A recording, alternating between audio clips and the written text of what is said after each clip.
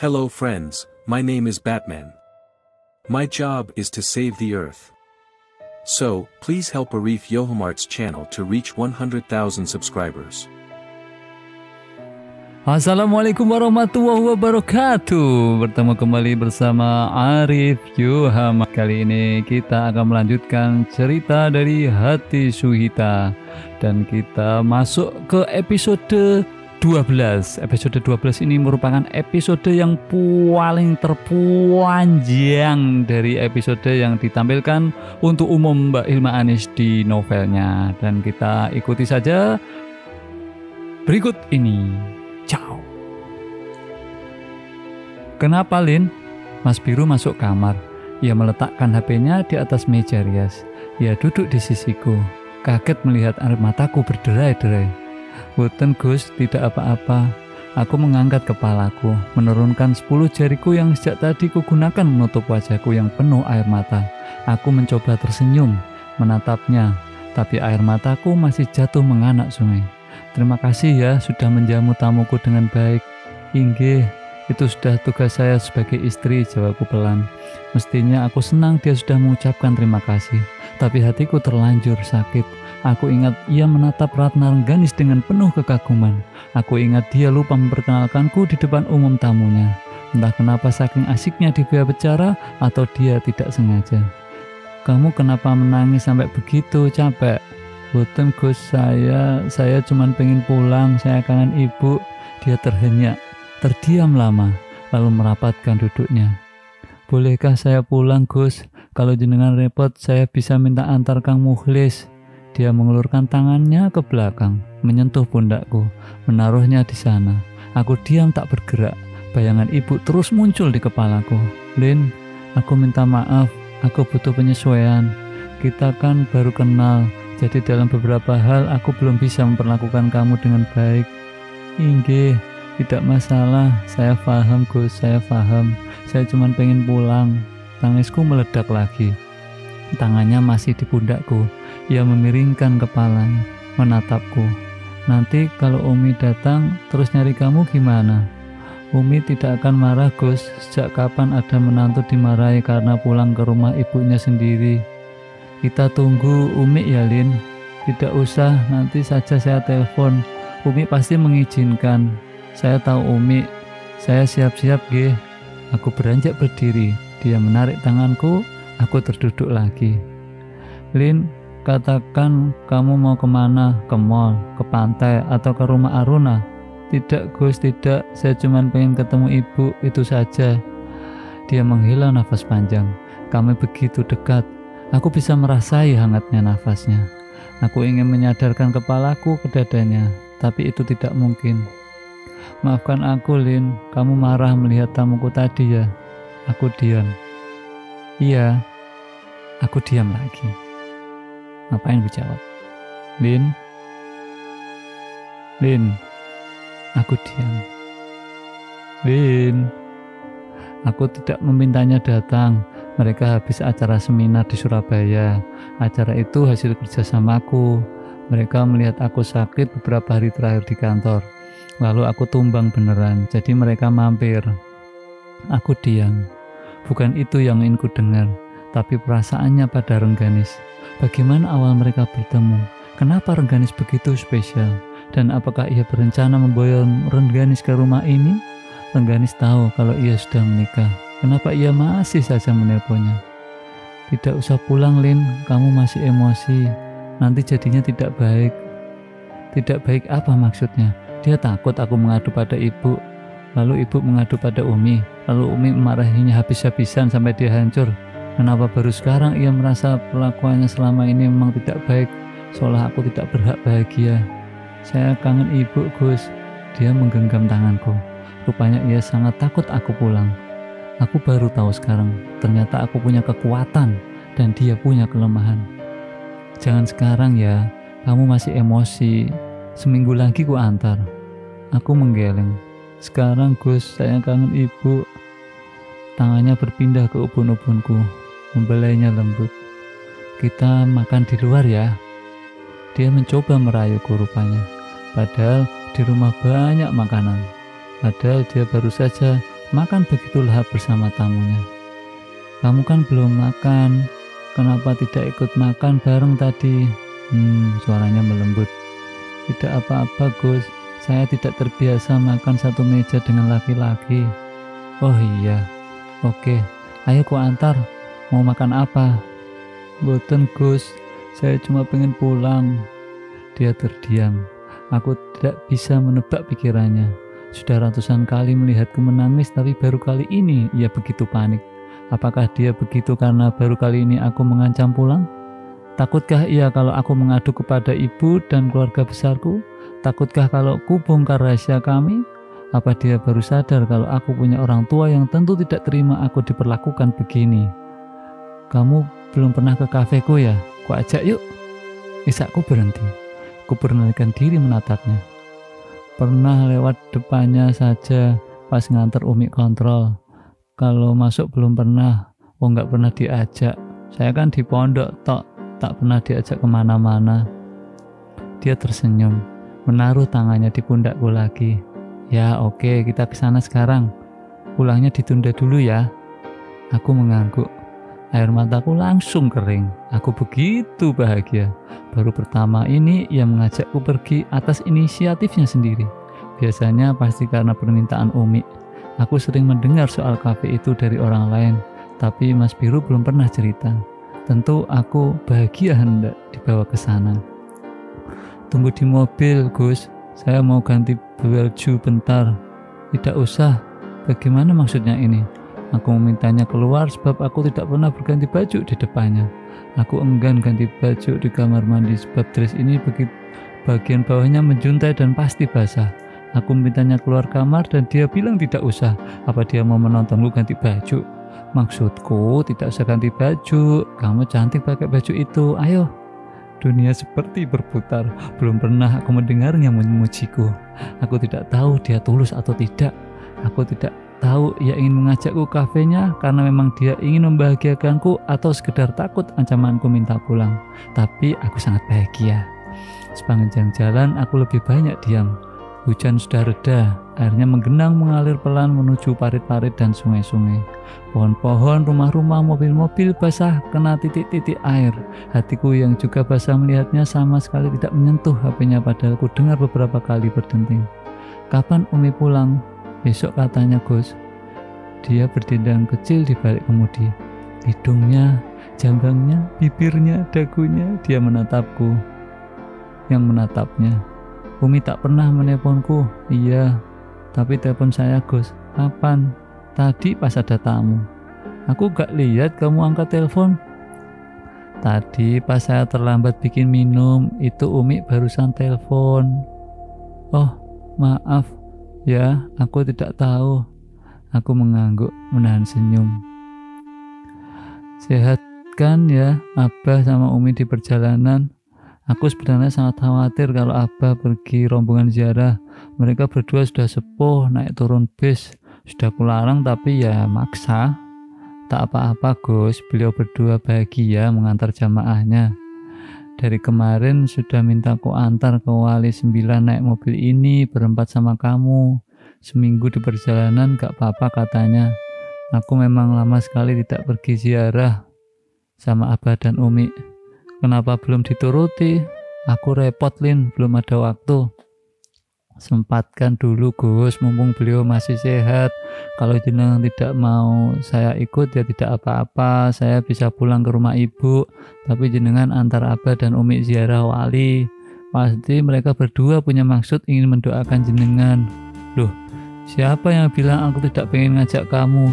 Ya kamu pasti ikut dong, kita berdua yang mau didoakan. Hatiku berangsur hangat. Aku tidak boleh meminta lebih. Aku harus mensyukurinya. Dia sudah mau mengajakku bicara, sudah bisa bilang terima kasih dan meminta maaf. Dia mengajakku pergi, lalu kami membahas soal Umi. Sentuhan itu hanya soal waktu dan aku harus bersabar menantinya.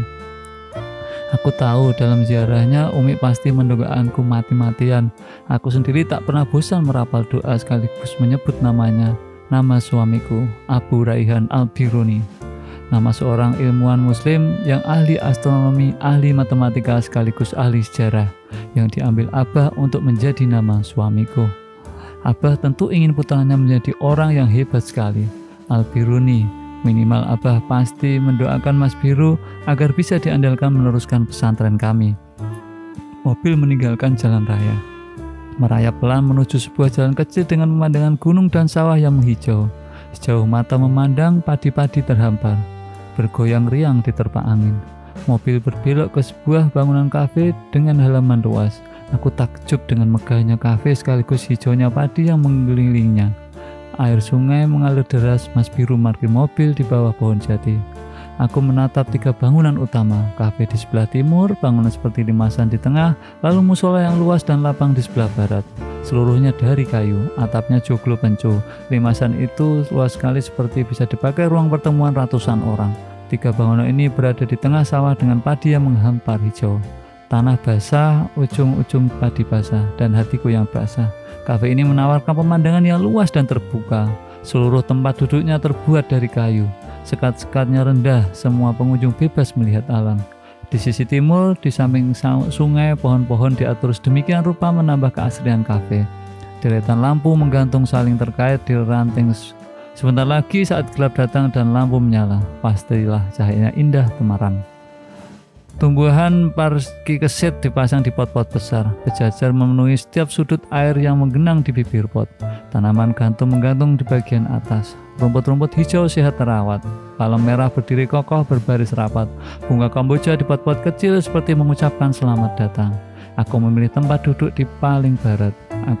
Agar bisa leluasa melihat kemanapun. Melihat kehidupan suamiku dari dekat. Di sampingku bunga kenanga sedang mekar. Wanginya membuatku teringat kakek yang kusayang, yang menamaiku Alina Suita agar aku selalu tegar. Aku memandang area persawahan, merasai udara yang menyejukkan dan mendengar gemericik air sungai. Pantas saja Mas Biru begitu kerasan di tempat ini. Di sampingku bangku melingkar permanen dilapisi bantal empuk. Tak jauh dari situ ruangan kecil berdinding kaca dikelilingi kolam ikan dengan air yang beriak-riak. Di dalamnya sofa berwarna orange menyala dan meja dari marmer. Proyektor dan AC terpasang di dinding. Mungkin ruangan ini aku melihat pada interior yang berdua yang klasik. Sebentar ya, Mas Biru menaruh kunci mobil di atas mejaku, lalu berjalan ke belakang. Semua pegawai berdiri lalu bersalaman. Aku tersenyum karena itu seperti kebiasaan di pondok pesantren. Ia berbicara kepada seorang pegawai sambil menunjuk ke arahku dengan dagunya. Aku tidak tahu apa yang dia katakan, lalu satu persatu mereka mendatangiku dan bersalaman. Aku bahagia sekali sebab mereka tahu aku istri Mas Biru. Kami berkenalan dengan riang dan aku bertanya macam-macam tentang di mana mereka berasal. Lalu satu-satu di antaranya minum. Saat Mas Biru datang, mereka berlalu. Mereka santri semua Tagus. Bukan, tak ada santri satupun. Wong Jobo semua. Tidak mungkin Abah mengizinkan santrinya tak bawa ke sini. Aku terdiam, melihat sinar matanya begitu hampa. Abah tidak pernah mendukung kafe ini, Lin. Walau berkali-kali ku jelaskan kalau ini bukan sekedar tempat bersenang-senang. Coba lihat itu, panggung musik. Tapi di sebelahnya ada perpustakaan sederhana. Tapi cukup buat menemenin teman-teman ngopi dan diskusi. Aku sedikit melonggokkan kepala. Ada kursi-kursi tua dari rotan. Ada buku-buku dan majalah berserakan. Ada poster-poster tokoh yang tidak aku kenal. Itu limasan yang mirip pendopo ku buat memang untuk ruang pertemuan. Kader-kaderku, senior-seniorku, mahasiswa atau pelajar, siapapun boleh gelar acara di sini. Aku menoleh, bangunannya memang seperti pendopo, banyak tiang dan penuh ukiran kayu. Abah tahu Gus kalau tempat ini bermanfaat. Tahu, tapi tetap tidak banyak berkomentar. Bahkan Abah tahu kalau musola itu tiap malam Jumat buat tempat tahlil dan istighosah teman-teman. Nanti di belakangnya akan kamu lihat panggung terbuka. Di situ biasa ditempati pertunjukan teater. Matanya nanar, ia memiliki kebanggaan yang tidak dimengerti orang tuanya. Mungkin Abah bukan tidak setuju Gus, Abah cuman belum tahu. Abah memang begitu. Aku itu baru dianggap hebat di mata Abah kalau aku melangkah di jalur cita-citanya. Selain itu ya apapun usahaku ya dianggap biasa saja, tidak hebat. Aku tahu sekarang Mas Biru begitu berjarak dengan Abah. Pantas saja Abah lebih sering bercengkrama denganku daripada putra kandungnya sendiri. Aku bingung harus melontarkan kalimat apa. Sebab aku tahu Abah bermaksud baik. Beliau ingin putranya menyiapkan diri meneruskan pesantrennya. Tapi aku juga tahu Mas Biru yang ingin seperti lumrahnya pemuda yang punya cita-cita dan lain-lain. Semua itu karena Umi, Lin. Umi diam-diam mendukungku. Modal awalnya juga dari Umi. Matanya menerang jauh. Ia terluka karena tidak dipercaya. Pantas saja Mas Biru begitu mencintai Umi. Pantas saja Mas Biru tidak pernah membantah Umi. Bahkan ia manut saja saat Umi memilih masa depannya dan menghadirkanku dalam hidupnya. Ia begitu menyayanginya. Pesananku datang. Mas Biru meninggalkanku, mempersilahkanku makan. Aku ingin dia tetap di sampingku, tapi tidak mungkin.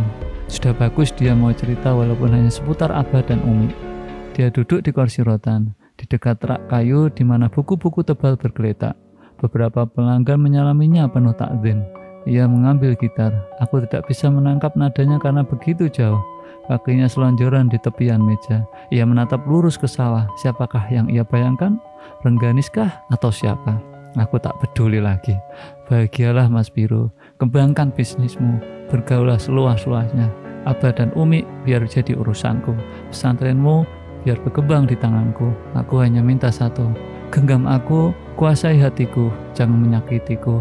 Aku akan tetap tinggal di kerajaanmu. Kau akan gembira di duniamu. Kusudahi makanku, lalu kuedarkan pandangan.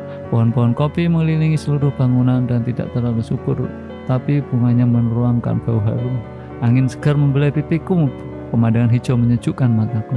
Azan maghrib berkumandang, kafe ditutup, semua pelayan tertawa-tawa sambil antri wudhu seperti kangkang di pondok. Aku terkaget-kaget karena kafe ini punya budaya yang tidak biasa. Mas Biru mengambil kunci mobil di depanku lalu pergi dan kembali dengan memberiku mukena. Ia mengambilkannya tanpa kuminta. Sebelum aku mengucap terima kasih, dia sudah ngeloyor pergi ke musola. Kami sholat berjamaah, Mas Biru jadi imamnya. Aku berdiri di saf paling belakang dan tak henti meneteskan air mata. Aku selalu menyalahkan Mas Biru karena tidak peduli padaku. Padahal aku sendiri tak mengenal kehidupannya. Aku sendiri tidak tahu menahu kecamuk hatinya. Kupikir akulah manusia yang paling terlunta. Sedangkan dia sepanjang hidupnya selalu berbeda pendapat dengan Abah. Dia yang ingin bebas, dia yang ingin lepas, dia yang ingin membuktikan kalau dia mampu hidup tanpa bayang-bayang Abah dan pesantren. Sementara Abah begitu mengandalkannya. Pesantren kami begitu besar dan Abah sudah sepuh. Setiap waktu Abah ingin dia pulang dan bersimpuh.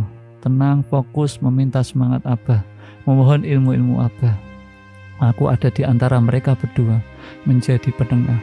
Sepanjang sholat, zikir dan doa, sampai semua orang kembali ke kafe, aku menangis tergugu. Menyesal karena aku tenggelam dalam dukaku sendiri, dan itu membuatku tidak bisa memahaminya. Ia bersila khusus berdoa. Aku menantinya sambil berdebar-debar melihat tangan itu tadi menyentuh pundakku dan menggenggam jemariku. Ia mengangkat kedua tangannya dan menengadah. Laki-lakiku, mustika ampalku, ternyata merana karena tidak dipercaya. Dan aku tidak tahu perasaannya. Aku tidak boleh meninggalkannya. Aku mengakhiri doanya lalu menoleh. Senyumnya membuatku terpasung dalam keindahan yang agung. Aku mendekat.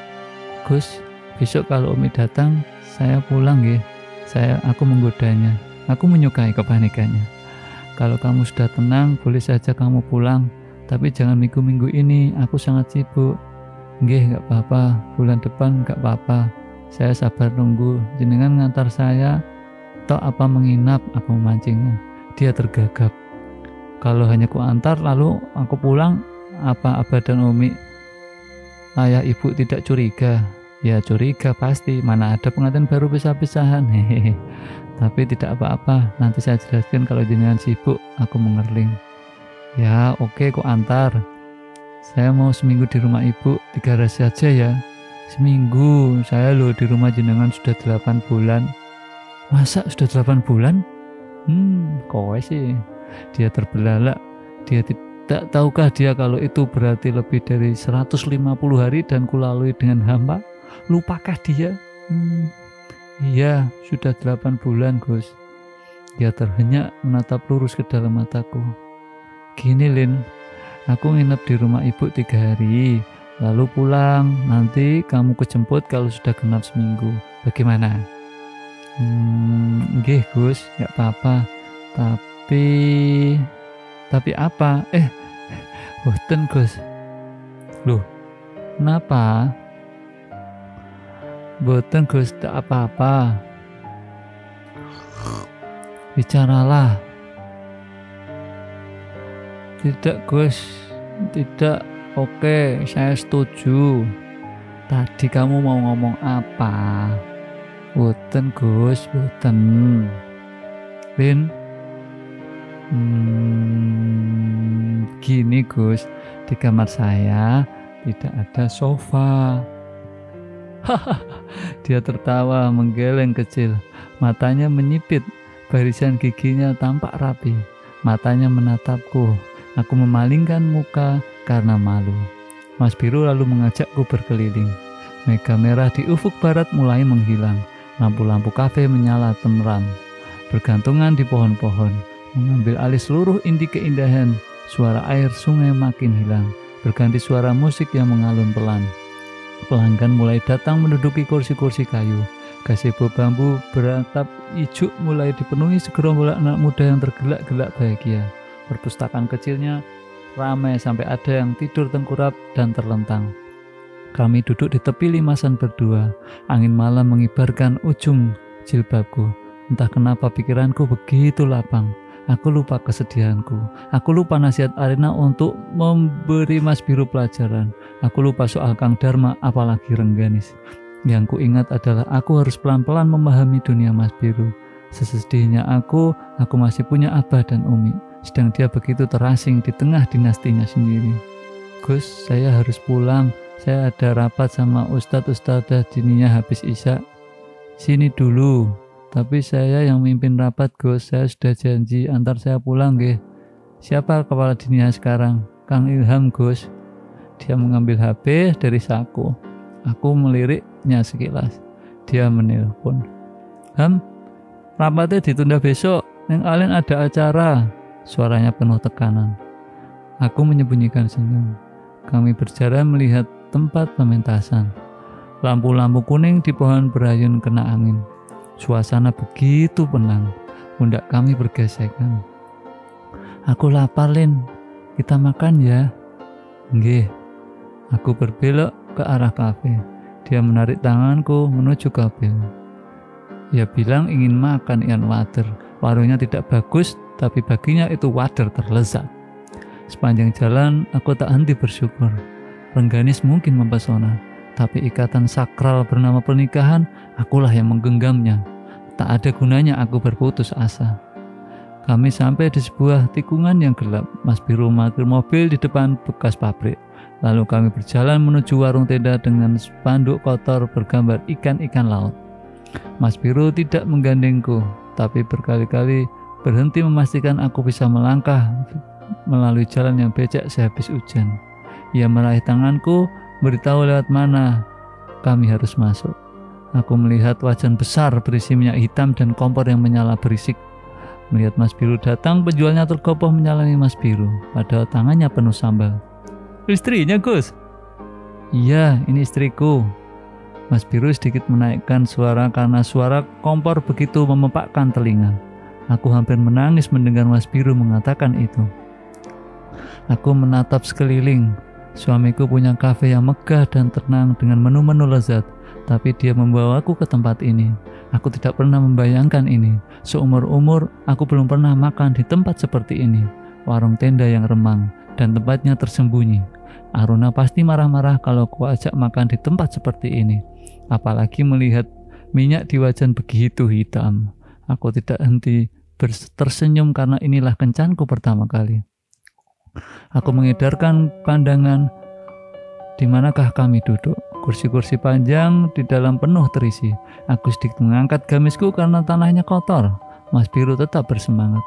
Aku memegang ujung kemejanya, memberikan diri berbisik untuk mengajaknya makan di luar dalam mobil. Tapi dia menggeleng, menunjukkan satu sudut tanah berbatu, tepat di bawah pohon randu dengan lampu yang menggantung dinaungi kaleng biskuit. Penjual segera tahu maksud Mas Biru lalu membawakannya sebuah tikar kumal. Mas Biru sendiri yang menggelarnya sambil bilang pesan wader 2 porsi. Begitulah dia selalu mengambil kuasa, tanpa bertanya aku doyan atau tidak. Tidak bertanya aku ingin makan atau tidak, aku sebenarnya masih kenyang. Aku duduk bersikuh dekat dengan tubuhnya, tapi tidak berani kutempelkan. Tak ada pemandangan apapun di sini selain gelap dan sedikit cahaya dari lampu kaleng di atas kami. Nyamuk-nyamuk merubung wajahku, kakiku mulai gatal. Mungkin tikahnya tidak bersih, jadi banyak kuman. Tapi Mas Biru tenang saja. Aku bergerak ke kanan kiri mencari posisi yang pas, karena di bawah tikar-tikar itu batu-batu lancip dan aku tidak nyaman duduk. Aku diam tak bergerak ketika tak sengaja tangan Mas Biru terkulai di pahaku. Tubuhku bergetar hebat dan dia tidak tahu. Mas Biru makan dengan lahap sampai dahinya berkeringat. Pucuk-pucuk hidungnya basah. Aku berdebar melihat keringat yang menetas. Selama makan, ia menyelupkan jarinya ke dalam mangkok cuci. Airnya langsung kotor, jadi ia mencelupkan tangannya sekali lagi di mangkok cuci tanganku. Aku bersungut-sungut, tapi dia tertawa lebar. Aku tidak suka wader, perutku masih kenyang, jadi hanya kumakan yang paling kecil. Mas Biru memakan jatahku tanpa minta izin padaku. Nasiku juga diambilnya separuh. Aku bahagia karena dia tidak canggung. Coba Lin, waderku yang paling besar diambilnya. Dibelah durinya, lalu dagingnya hanya di sepucuk jari diletakkan di ujung piringku tanpa mengatakan apa-apa.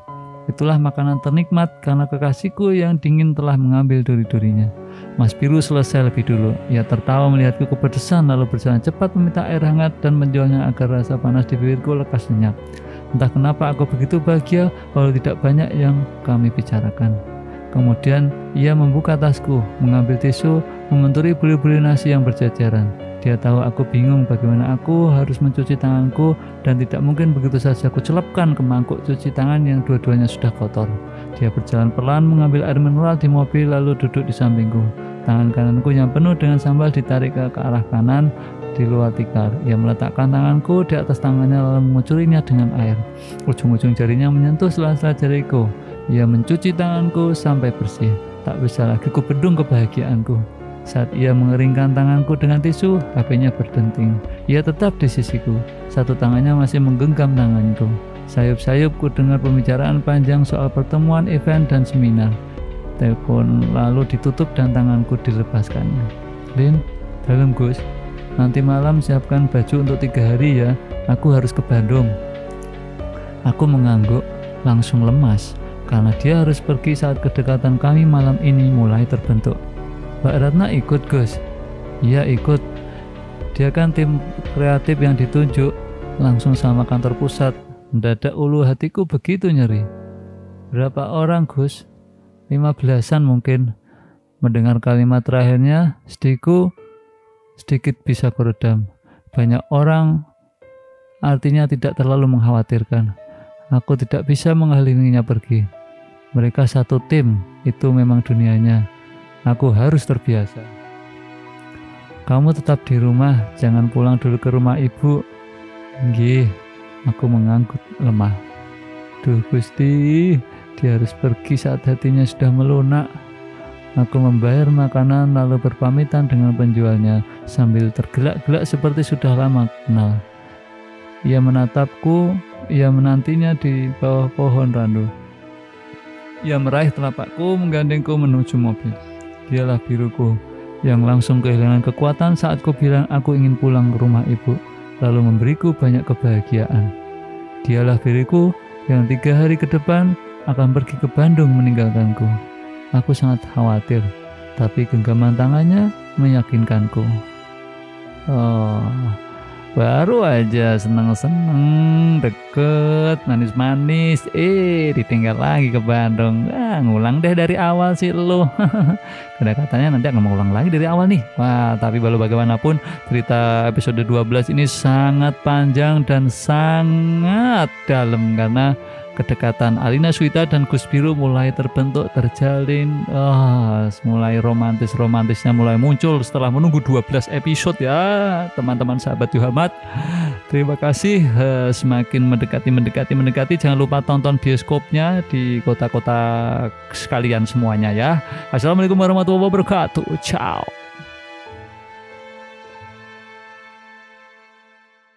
Nomo saya Kang Dharma. Jangan lupa untuk membantu mengembangkan channel ini dengan menekan tombol like dan subscribe yo. Terima kasih.